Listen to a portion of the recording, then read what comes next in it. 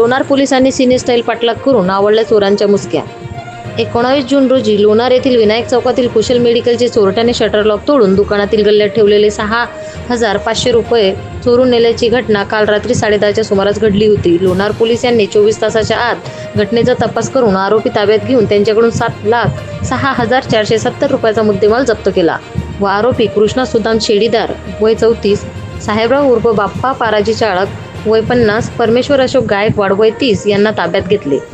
शीतलकुमार सूरजमल बोरा यांची विनायक चौकात असलेल्या कुशल मेडिकलमध्ये काल 19 जूनच्या रात्री चोरट्याने मेडिकलचे शटर फोडून 6,500 रुपयाचा मुद्देमाल जप्त केला होता। या संदर्भातील तक्रारी बोरा यांनी लोणार पोलिसात दिली होती। गस्तीवर असलेले अंमलदार यांना मेडिकल स्टोअर इर्टिगा गाडी संशयितरित्या भरधाव वेगाने सुलतानपूरकडे जात असताना दिसली।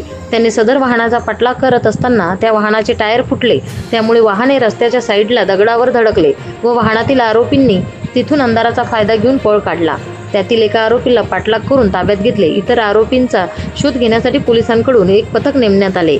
पोलिसांनी ताब्यात घेतलेल्या आरोपीची विचारपूस करून इतर आरोपींची ओळख निष्पन्न करून त्यांना 24 तासाच्या आत ताब्यात घेऊन त्यांच्या चोरी करण्यासाठी वापरलेली इर्टिगा गाडी, कटर, तांब्या, कटावण्या, तलवार, चाकू, हतोडी असा एकूण 7,06,470 रुपयाचा मुद्देमाल जप्त केला।